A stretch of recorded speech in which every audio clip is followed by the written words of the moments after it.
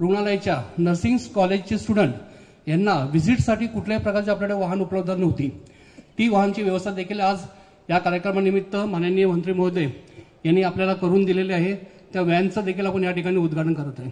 अशा त्रिवेणी संगमाचं उद्घाटन आज या ठिकाणी करून या जिल्हा रुग्णालयाला राज्यात किंवा ह्या रत्नागिरीमधील किंवा राज्यामध्ये पहिलंच नवजात शिशू रुग्णवाहिका आपल्याला मिळाली आहे.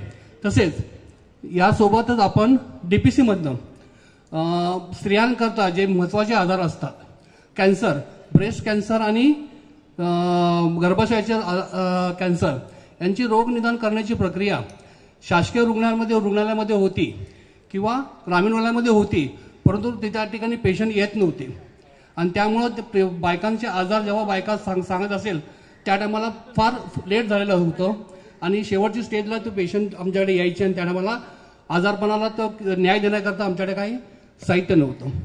त्यामुळं आज या ठिकाणी डीपीसीमधनं मिळणार जे काही साहित्य आम्हाला भेटणार आहे, ब्रेस्ट कॅन्सरचं डिव्हाइस आणि सर्वायकल कॅन्सरचं डिव्हाइस, या डिव्हाइसमुळं फार खेडेगावामध्ये आम्ही कॅम्प ऑर्गनाईज करून संपूर्ण या वर्षभरामध्ये ज्या काही स्त्रिया खेडेगावात असतील त्यांचं स्क्रीनिंग करून आपल्या रत्नागिरीतली प्री कॅन्सर रिजनमध्ये कॅन्सर होण्याची जी सुरुवात असते त्याचं निदान करून आपण त्या बायकांना न्याय देऊन त्यांना उपचाराखाली आणू शकतो.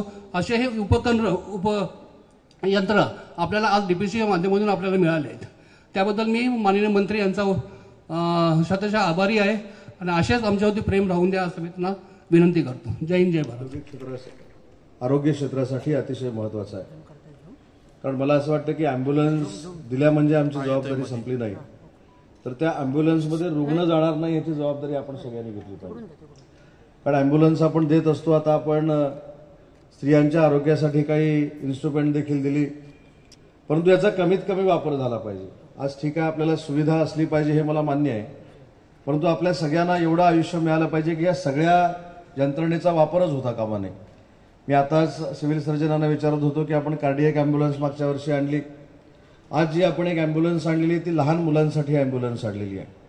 म्हणजे जन्मलेली मुलं जी मला असं वाटतं की 9 महिन्याच्या अगोदर जी जन्माला येतात त्यांना देखील आयुष्य सुरक्षित मिळालं पाहिजे म्हणून कोकणातली पहिली अँब्युलन्स आज रत्नागिरी जिल्हा रुग्णालयामध्ये दाखल होते.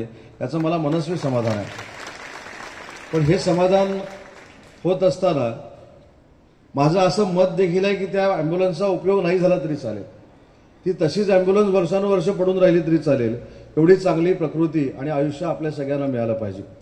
शेवटी आरोग्य ही यंत्रणा आहे, आरोग्य ही यंत्रणा चांगली असली पाहिजे, अतिशय चांगल्या पद्धतीनं आपल्या सगळ्यांपर्यंत पोहोचली पाहिजे, ही आमची सगळ्यांचीच भावना आहे. आणि म्हणून आपल्याला आठवत असेल की अनेक वेळा 15 दिवसापूर्वी तुम्ही बातम्या बघितल्यात की माझ्याकडे आता आरोग्य खातं येणार आहे, अशा बातम्या देखील प्रसिद्ध झाल्या होत्या. पण ज्यावेळी मला हे विचारलं माननीय माजी मुख्यमंत्री एकनाथ शिंदे साहेबांनी की महाराष्ट्राच्या आरोग्य सुविधेसाठी ज्या पद्धतीनं उद्योग विभाग आपण चालवला त्या पद्धतीनं तुम्ही आरोग्य विभाग चालवावा अशा पद्धतीची सूचना ज्यावेळी एकनाथ शिंदे साहेबांनी मला केली, तर मी असं कधीही म्हटलं नाही की मला उद्योग खातच पाहिजे. मी उलट एकनाथ शिंदे साहेबांना सांगितलं की सर्वसामान्य माणसाचं आरोग्य सुधारण्याची जबाबदारी जर माझ्यावर येणार असेल तर आरोग्य मंत्रीपद मी हसत हसत स्वीकारेन, त्याची चिंता करण्याची आवश्यकता नाही.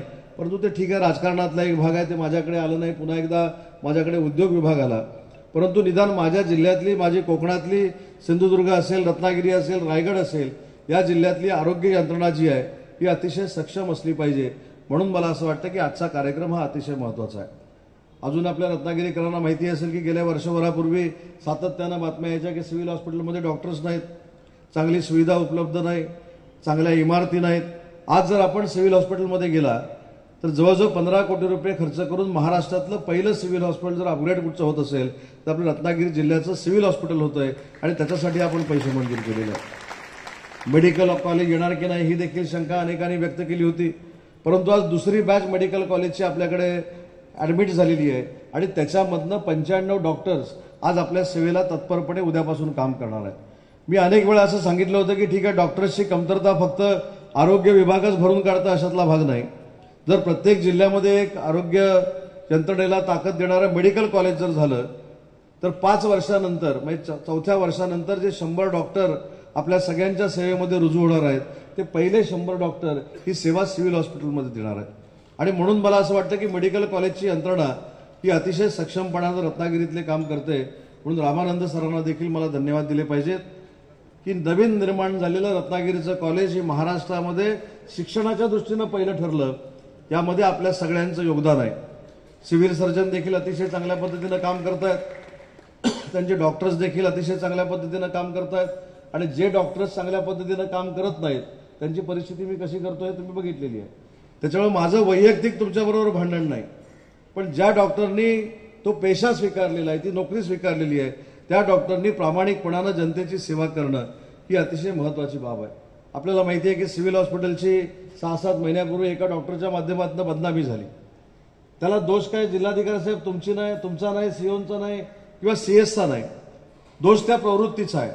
ज्या माणसानं MBBS केलेला आहे, ज्या माणसानं रत्नागिरी जिल्ह्यातला असताना रत्नागिरीच्या रुग्णांची सेवा करण्याचं व्रत स्वीकारलेलं आहे, तोच माणूस मद्यपान करून जर डॉक्टर म्हणून या संपूर्ण सिव्हिल हॉस्पिटलच्या परिसरामध्ये येत असेल तर त्याच्यासाठी दुर्दैवी बाब नाही, तर रत्नागिरीकर म्हणून आमच्यासाठी दुर्दैवी बाब आहे.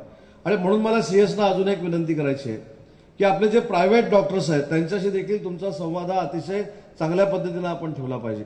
कारण आपण कॉलवरचे डॉक्टर जे म्हणतो ते सगळे रत्नागिरीतले डॉक्टर जर बघितले तर त्यांची सुरुवात सिव्हिल हॉस्पिटलमधून झालेली आहे आणि अतिशय सगळे चांगले काम करतायत. रत्नागिरीमधले प्रायव्हेट डॉक्टरांचं देखील कौतुक एवढ्यासाठीच केलं पाहिजे की त्यांच्याकडे गेल्यानंतर देखील एका पेशंटच्या फीमध्ये कमी करा म्हणून जर सांगितलं तर ती फी नुसती कमी करता अशातला भाग नाही, तर अनेक लोकांना मोफत देखील त्यांनी जीवदान दिलेलं आहे. अशी एक यंत्रणा आरोग्याची अतिशय सक्षमपणानं या रत्नागिरी शहरामध्ये सुरू आहे. आणि म्हणून सीएसचा असेल, डीनचा असेल, हा त्यांच्याबरोबरचा संपर्क आणि त्यांच्याबरोबरचा डायलॉग देखील अतिशय महत्वाचा आहे. आज माझ्या सगळ्या